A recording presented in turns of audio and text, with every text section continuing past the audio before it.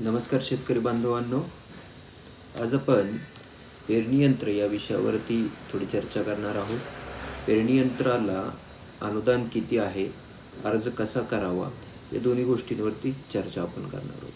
प्रामुख्यानं पेरणी यंत्रामध्ये दोन मुख्य घटक येतात. एक म्हणजे सीड कम फर्टिलायझर ड्रिल, म्हणजेच जे पारंपरिक पेरणी यंत्र आपण वापरतो त्याला सीड कम फर्टिलायझर ड्रिल म्हणतात. आणि दुसरं येतं ते वेगवेगळ्या प्रकारचे प्लांटर्स, म्हणजे BBF प्लांटर असू द्या, इनक्लाइन प्लेट प्लांटर असू द्या, किंवा रेज ब्लेड प्लांटर असू द्या, किंवा बहुपीक प्लांटर असू द्या.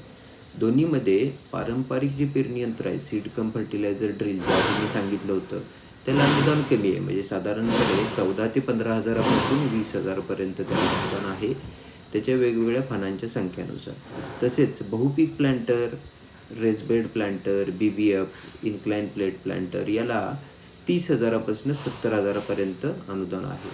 तर याविषयी आपल्याला जर पूर्णपणे सविस्तर व्हिडिओ पाहिजे असेल तर आपण निश्चित कमेंटमध्ये मला सांगावं.